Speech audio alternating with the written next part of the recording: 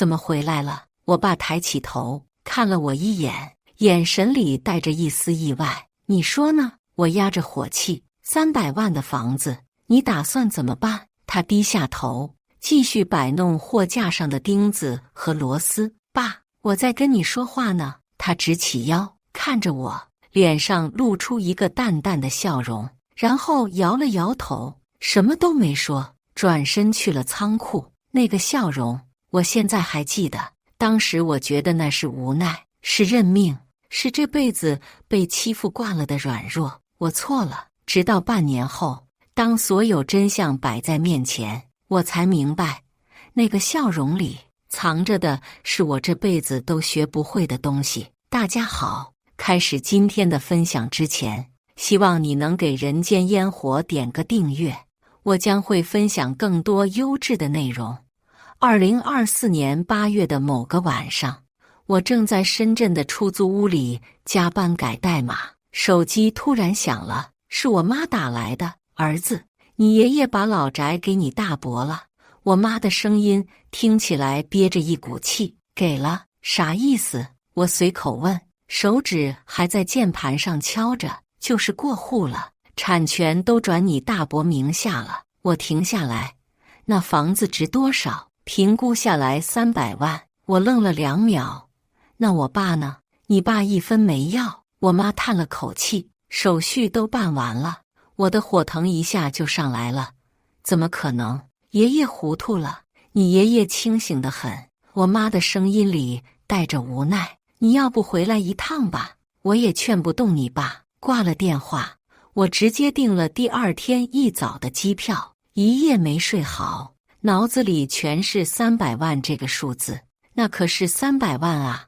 我在深圳累死累活写代码，一年到头也就存个10来万，300万够我不吃不喝攒30年了。第2天中午，我就站在了我爸的五金店门口。店面不大，开在县城老街的角落里，卖些钉子、螺丝、电线、水管什么的。我爸正在里面整理货架，穿着那件洗得发白的格子衬衫，头发已经有些花白了。爸，我走进去，他抬头看了我一眼，有些意外。怎么回来了？你说呢？我压着火气。300万的房子，你打算怎么办？我爸低下头，继续摆弄货架上的东西。爸，我在跟你说话呢。他直起腰，看着我，脸上露出一个淡淡的笑容，然后摇了摇头，什么都没说，转身去了仓库。我追到仓库门口，你倒是说句话啊！300万的房子就这么给大伯了，你一点都不在乎。我爸蹲下来，开始清点库存，还是不说话。我气得转身出了店门。我妈正在店旁边的小厨房里做饭，看到我出来，叹了口气。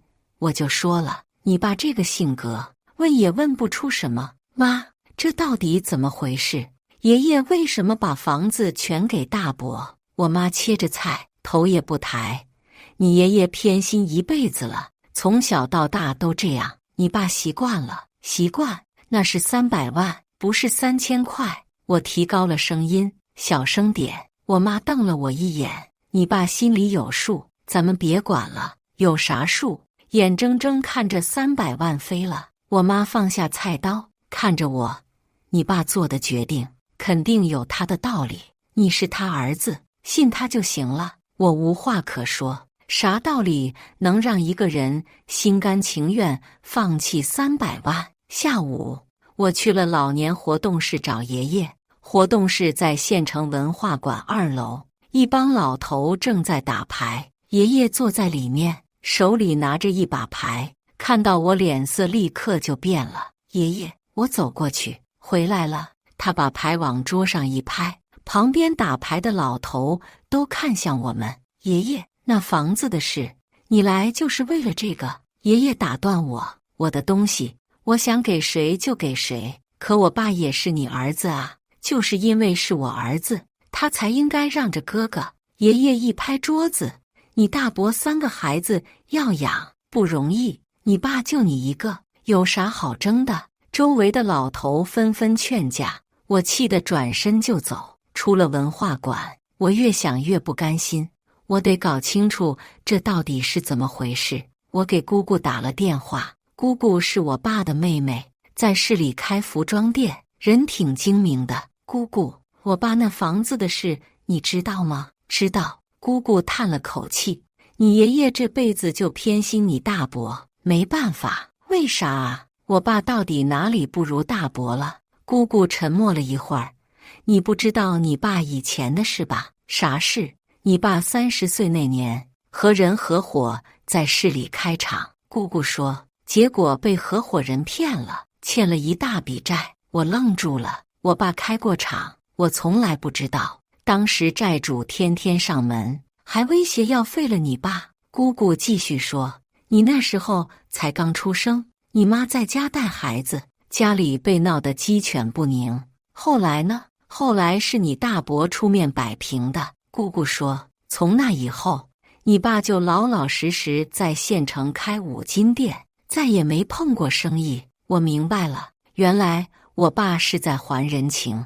那大伯当年帮了多少？我问。这个我也不清楚，你爸和你大伯都不跟我说。姑姑说，但肯定不少，不然你爸也不会这么多年一直感激你大伯。挂了电话，我心情复杂。如果大伯真的救过我爸，那这次让出房子好像也说得过去。但300万啊，再大的人情也该有个限度吧。我决定去大伯家看看。大伯住在县城另一头的小区里，3室1厅，房子不新，但也还说得过去。我买了2瓶酒上了楼，大伯开门看到我，明显愣了一下。小磊，你咋来了？大伯，好久没来看你了。我笑着说，给你买了酒。哎呀，来就来呗，还买啥东西？大伯接过酒，让我进屋。屋里有股酒气混着烟味。大伯母在厨房里忙活，看到我只是点点头，眼神里带着疲惫。堂哥堂姐都在家，一个在玩手机，一个在看电视，都30多岁了，还窝在家里。大伯，听说爷爷把老宅给你了？我试探着问。大伯正在倒酒，手明显顿了一下。你爷爷的决定。他端起杯子喝了一大口，我也没办法。说话的时候，他眼神有些飘，不太敢看我。那房子值300万呢，这下你发了。我继续试探，发啥发？大伯又喝了一口。这事你别多问了。他的反应很奇怪，按理说白得了300万的房子，怎么也该高兴吧？但大伯整个人看起来反而更焦虑了，一根接一根的抽烟，话也不多。我在大伯家坐了不到半小时就走了。回去的路上，我一直在想，大伯的反应太不对劲了，他肯定知道些啥。晚上吃饭的时候，我又试探性地问我爸，爸，那房子是不是不止300万？我爸低头吃饭，不说话。你倒是说句话啊，就这么给大伯了？我爸放下筷子，看了我一眼，还是不说话。我妈在旁边拉我，别问了，吃饭。那一眼，我至今记得，不是生气，不是无奈，是一种我看不懂的平静。1周后，我请假结束，回了深圳。临走前，我又去了一趟5金店。爸，你真的不管这事了？我问。我爸正在记账，抬起头，冲我笑了笑，拍拍我肩膀，还是一句话没说。那个笑容让我更加看不懂了。回到深圳后，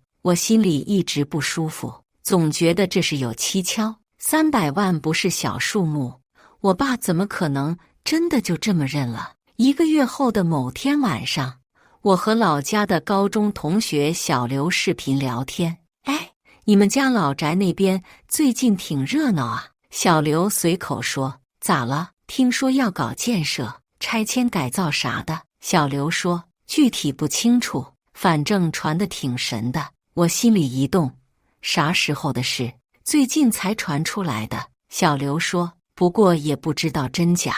你知道的，老城区改造这种事传了好几年了。挂了电话，我立刻开始在网上搜索，果然在县城的论坛上，有几个帖子在讨论老城区改造的事，大部分人都说是听说的，但讨论得很热烈。我想起爷爷的老宅就在老城区，我托关系找到了一个在县里做工程的熟人老王，请他吃了顿饭，旁敲侧击地打听，几杯酒下肚，老王话就多了。老城区那边啊，明年开春肯定要动。他压低声音说，现在还在走流程，没公示，但内部基本定了，拆了补偿多少。我心脏狂跳，按现在的标准，最少3倍，搞不好能到4倍。老王说，你们那老城区地段好，300万的房子，怎么也得拿个1000万以上。我整个人都僵住了。1000万，大伯拿到的不是300万的房子，而是能拿1000万拆迁款的房子。当晚我就给我爸打电话，爸，老宅那边是不是要拆迁？我的声音都在抖。电话那头沉默了几秒，你咋知道的？我爸问。所以是真的。你知道还把房子给大伯，那能拿1000万拆迁款啊？我几乎喊出来。电话那头传来我爸的笑声，然后他挂了电话。我拿着手机，久久回不过神来。那天晚上我一夜没睡。我爸知道拆迁，还把房子给了大伯，这不是老实，这是傻啊！第二天我就开始在网上查资料，咨询律师，想看看有没有办法推翻这个过户。但律师告诉我，产权已经合法过户，除非能证明欺诈或胁迫，否则没办法。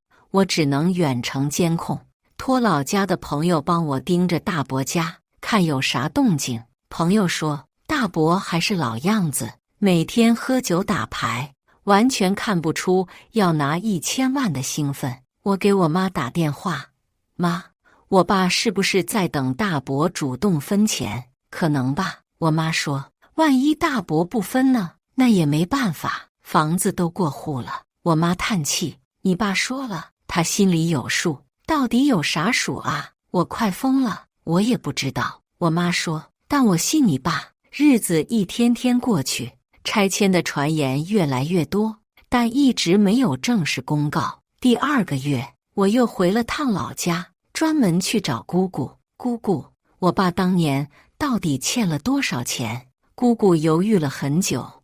你问过后，我专门打听了一下，听说有700-800万。我倒吸一口凉气，那大伯从哪弄的钱？这个我也不清楚。姑姑摇头，当年的事，你爸和你大伯都不跟我说，我只知道你爸被合伙人骗了，欠了很多债，债主天天上门，很凶，还把你们家的店都砸了。后来是你大伯出面摆平的。你觉得大伯花了多少钱？肯定不少。姑姑说，你看你大伯以前在市里生意做得挺大的，没几年就回县城了，再也没起来过。可能是为了救你爸，把自己也搞垮了。我沉默了。如果大伯真的为了救我爸倾家荡产，那他拿这1000万好像也说得过去，但我还是觉得不甘心，怎么也该分一半吧。第3个月，我每天晚上都睡不好，脑子里全是那1000万。给我爸打电话，爸，还不去跟大伯谈谈？不用。我爸说，为啥不用？时候没到。啥时候到？我爸挂了电话。第4个月，县里的拆迁办开始在老城区勘测，拆迁越来越确定了。县城的人都在议论，老张家老大这次发了，托朋友继续盯着。朋友说，大伯喝酒更凶了，有时候喝醉了会说胡话，但具体说啥听不清。第5个月，快过年了，我给我妈打电话，过年我回去，你爸让你别担心。我妈说，我咋能不担心？你爸说，该来的总会来。大年30，全家在爷爷家吃年夜饭，大伯喝多了，拉着我爸的手，眼眶红红的。老二，我爸拍拍他肩膀，哥，别喝了。大伯想说啥，最后还是没说，继续喝酒。我在旁边看得云里雾里。吃完饭，爷爷把我叫到一边：“你爸的事，你别管。”爷爷说：“爷爷，那可能是1000万，我知道。那你为啥？有些事不是你想的那样。”爷爷打断我：“到时候你就知道了。”初七我回深圳，临走前又去了五金店。爸，真的不管？我爸笑了笑，啥都没说，那个笑容我咋看都看不懂。2月底，距离过户整整半年了，我每天盯着老家的新闻，心里又期待又害怕。期待公告快点出来，又怕公告出来后大伯真的独吞。3月3日早上，我正在公司开会，手机突然震动，是我妈发来的消息，拆迁公告贴出来了，还附了一张照片。我看到补偿标准，按评估价3至4倍补偿，300万的房子至少1200万。我立刻打电话回去，大伯啥反应？不知道，还没看到他。我妈说：“我爸呢？你爸在店里，一切正常。”他就不急，你爸让你这2天回来一趟。我跟老板请了假，订了当晚的机票。在飞机上，我一直在想，这半年我爸到底在等啥？晚上10点，我到家，客厅灯还亮着，我推门进去，整个人愣住了。我爸、大伯、爷爷都坐在沙发上，大伯眼睛红红的，手里拿着烟，一根接一根的抽。爷爷一言不发，也在抽烟。我爸在泡茶，看到我回来了，气氛凝重的让人喘不过气。我小心翼翼地坐下，没人说话，只有烟雾在客厅里缭绕。过了很久，大伯突然开口：“老二，这钱我不能全拿。”声音很沙哑。我爸平静地倒茶：“哥，咱们不是说好了吗？你拿着。”没有说好。大伯摇头，声音里带着哭腔：“啥都没说好，到底咋回事？”我忍不住问。大伯看向我，又看向爷爷，眼泪突然就下来了。“老二，我骗了你20年。”我爸手里的茶壶顿了一下，抬头看着大伯：“哥，你说啥？当年那800万不是我还的？”大伯哭着说。我爸愣住了。啥？我也愣住了。是爸还的。大伯看向爷爷，我爸手里的茶杯差点掉下来。他看着大伯，又看着爷爷，嘴唇在颤抖，想说啥却说不出来。过了好一会儿，他才艰难地挤出几个字：“不是你。”大伯擦着眼泪，慢慢说出了20年前的真相：“老二，当年你在市里开厂，被合伙人卷款跑了。”大伯说：“800万高利贷。”债主天天上门，扬言要废了你。我确实出面去谈了，也到处借钱，但我只借到了100万。大伯的声音越来越哽咽，根本不够。最后是爸把市里那套房子连夜卖了，加上存款，凑了700万。爸把钱给我，让我拿去还债，对外就说是我还的。爷爷深吸了一口烟，声音有些颤抖：“老二，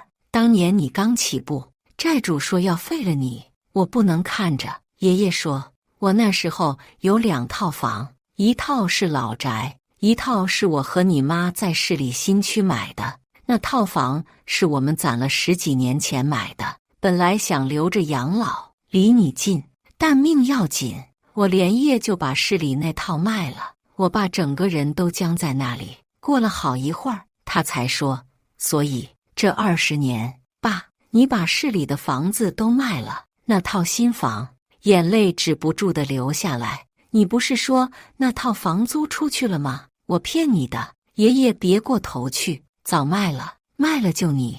这些年我就一直住老宅，我不能让你知道是我还的钱。爷爷继续说：“我怕你知道了，一辈子抬不起头，所以让老大出面，让你以为是老大救的你。”大伯捂着脸哭了。这20年我装得太痛苦了，看着你对我感恩戴德，看着你逢年过节给我送东西，看着你为了这房子连争都不争，我心里像刀割一样。我那100万还是借的高利贷，后来还是爸帮我还的。大伯说，所以我其实啥都没出，只是跑了个腿，装了20年恩人。房间里一片沉默，只有几个男人的抽泣声。我坐在旁边，整个人都懵了。原来我爸这20年都被蒙在鼓里，他一直以为真的欠大伯800万，所以这次房子过户，他毫无怨言，所以这半年他啥都不说。过了很久，大伯擦着眼泪说：“老二，这次房子的事其实是爸早就安排好的。”爷爷深吸了一口烟。半年前，我一个在县拆迁办的老朋友偷偷告诉我老城区要拆迁。爷爷说，我知道那老宅能值不少钱，但我也知道，如果我直接给你，你肯定不要。你会说这房子本来就该给你哥，所以我找老大商量，让他配合我演一出戏，表面上把房子过户给老大，等拆迁款到手后，老大再主动分给你。爷爷说，这样你会以为是老大看你这些年待他不错，主动分你一些，你不会觉得是白拿我的，能收的心安。同时也趁这个机会把20年的真相说出来。老大同意了，因为他也装得太累了。我爸听完沉默了很久，他看着爷爷，又看着大伯，眼泪慢慢流下来。所以你们这半年，他说不下去了。老二，这20年是爸对不起你。爷爷的眼眶也红了，让你蒙在鼓里这么久，也是你哥对不起你，装了这么多年。但爸也是为了你好，不想让你背着欠我的包袱活一辈子。老二，其实我每次收你的东西都恨自己。大伯哭着说，但爸不让我说，我也不敢说。这次总算能把真相告诉你了。老二，你不欠我的，1分都不欠。房间里只有几个男人的抽泣声。我终于忍不住问，爸，你这半年，你真的不知道大伯会分钱给你？我爸摇头，不知道，我以为要靠大伯的良心。那你为啥不争？为啥不问？我的眼泪也下来了。你就不怕大伯真的独吞吗？我爸沉默了一会儿，点了根烟。半年前你问我，我笑了，我笑的是你太着急。我爸说，你不知道，当年如果不是你大伯出面，我可能已经没了。800万，那是一条命的价钱。我一直以为是你大伯救的我。我爸继续说，这20年，我每天都在想，咋还这个人情？这次你爷爷把房子给他，我觉得应该的。就算那房子能拿1000万、2000万拆迁款，都抵不上当年那条命。那你这半年就不怕吗？我哭着问。不怕大伯真的1分不给？我爸看着我，怕。这半年我每天都在想这个问题，如果大伯真的不分，我该咋办？想来想去，我告诉自己，就算1分拿不到，我也认了。为啥要认？那是1000万，因为我欠他的。我爸笑了笑，现在我知道了，我不欠他，我欠你爷爷，但道理是一样的。当年是他们救了我。我爸深吸了一口烟，人这一辈子总要信点啥。我信你大伯，因为我觉得他不是那种人。我也信你爷爷，觉得他们不会真让我吃亏。但如果我信错了，那也是我的选择。我看着我爸，终于明白了半年前那个笑容的含义，不是知道结局的胸有成竹，而是即使不知道结局，也选择相信的勇气。哭完之后，爷爷说，钱还是要分的。怎么分？大伯问。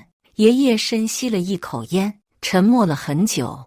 1200万，我自己留200万养老，剩下的1000万，老大拿450万，老二拿250万，你们妹妹拿300万。房间里突然安静了。爸，这不行。大伯第一个站起来，我不能拿450万，我啥都没做，凭啥拿最多？老二拿250万太少了。哥，你别说了。我爸拉住大伯，爸这么分，肯定有道理。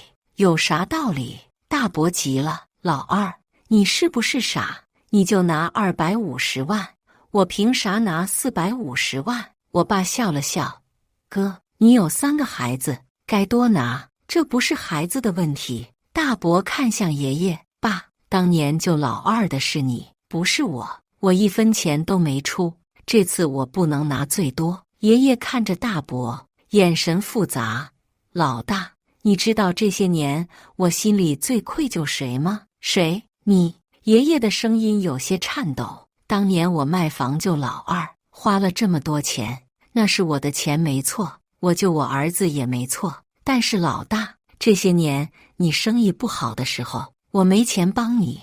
你3个孩子读书缺钱，我拿不出来，不是我不想帮你，是我真的没有了。大伯愣住了。我用卖房钱救了老二，就意味着你遇到困难时，我帮不了你了。爷爷说，这不是你的错，也不是老二的错，是我做父亲的能力有限，但我这些年一直记在心里。爸，大伯的眼泪又下来了。所以这次老大拿450万，不是多给你。爷爷说，是我想尽我最后的能力，弥补一下这些年对你的亏欠。你3个孩子还要结婚买房，你需要这笔钱。那老二呢？大伯看向我爸，他也有儿子啊。爷爷转向我爸，沉默了一会儿。老二，爸给你250万，你心里愿不愿？我爸摇摇头，爸，我不愿。为啥不愿？爷爷问。因为，我爸看着爷爷，眼眶红了。因为当年您给我的不是钱，是命。如果不是您，我现在坟头草都3尺高了。这20年，我能看着儿子长大，都是您给的。爸，这比多少钱都值。爷爷的眼泪流下来了。而且爸，您说的对。我爸继续说，哥这些年确实不容易，3个孩子压力大，妹妹开店的时候您也没帮上忙，我就1个儿子，够了。哥和妹妹该多拿。老二，大伯哽咽了。哥，你别觉得不好意思。我爸拍拍大伯的肩膀，你当年出面帮我，冒了风险，这20年装恩人，心里也不好受。这450万，你拿得心安理得。爷爷看着我爸，又看看大伯，声音颤抖。我这辈子做错了很多事，偏心过，糊涂过，但这次分钱，我想了很久。老大负担重，给他多一些。闺女这些年我帮的少，也要给他多一些。老二，爷爷停顿了一下。老二，你已经拿到最宝贵的了。我爸点点头。爸，我明白。大伯擦着眼泪说，那这样，我拿350万，老二拿350万，行不行？不行。爷爷说，就按我说的分。老大，你要是真觉得过意不去，以后对你弟弟好点儿就够了。大伯最终同意了，但他对我爸说，老二，这钱我拿着心虚。哥，当年你也有风险，这钱你该拿。我爸说。那晚几个人聊到天亮，说了很多20年来没说过的话。临天亮时，我爸说，爸，哥，谢谢你们，谢谢你们让我相信对了。大伯，老二，是我们该谢谢你。3个月后，拆迁款到账了。大伯拿到钱后真的变了，第一件事就是戒酒，把大儿子送去学汽修。2女儿在县城开了个小服装店，最小的儿子大学毕业后也在市里找到了稳定工作，自己也在县里找了份工作，整个人精神了很多。有次大伯跟我说，你爸让我懂了啥叫信任。这20年我装的心虚，就是因为我知道自己不配，但你爸信我，这半年真的信我。姑姑收到钱时哭了，最终在市里又开了一家分店。爷爷把事情了结后，整个人都轻松了，经常叫上2个儿子一起喝茶。有次我听到爷爷对我爸说，老二，这辈子爸对不起你的地方太多了，但爸最骄傲的就是有你这个儿子。你知道为啥我敢设这个局吗？因为我知道，就算最后真的啥都拿不到，你也不会怨我。半年后，爷爷去世了，走得很平静。临终前，他把我叫过去，告诉你爸，爸这辈子做对了2件事：一是生了他，二是信了他。3天后，爷爷走了，我爸在葬礼上很平静，没有大哭，只是在爷爷灵前跪了很久，最后说了一句：“爸，你放心走。”1年后的春节，全家人聚在一起，大伯给我爸敬酒：“老二，敬你，敬你这半年，真的相信我。换成是我做不到。哥，你能做到，只是你不知道而已。”我爸笑了，大伯摇头：“不，我做不到。你知道这半年我有多煎熬吗？我知道爸的安排，知道最后要分钱给你，但我还是怕自己万一哪天起了贪心，而你啥都不知道，却能等半年。老二，你比我强。今年清明，我陪我爸去给爷爷上坟，路上我问爸，你后悔吗？后悔啥？那半年你也不知道大伯会不会分钱，万一大伯真的独吞了呢？我爸看着远方笑了。你知道这半年我最怕的是啥吗？他说，我最怕的不是拿不到钱，而是怕我信错了人，怕你大伯真的昧了良心，怕你爷爷的一片苦心白费了。那现在呢？现在我知道了，我没信错。我爸笑了，这比拿到250万更值得高兴。我突然懂了，我爸这半年赌的不是钱，赌的是人心。他赌赢了，所以他比谁都开心。回深圳后，同事又问起这事，你爸真拿到250万了，运气真好。我笑了，不是运气，那是啥？我想了想，说了2个字：相信。同事不理解，我也没再解释。有些事只有经历过才懂。我爸这半年教会了我，这个世界上有比钱更值钱的东西，叫做相信。而更重要的是，有人值得你去相信，也有人在相信着你。以上就是今天分享的故事，大家有什么想说的、想吐槽的，欢迎在下方评论交流。也更希望能给人间烟火点个订阅，我将会分享更多优质的故事内容。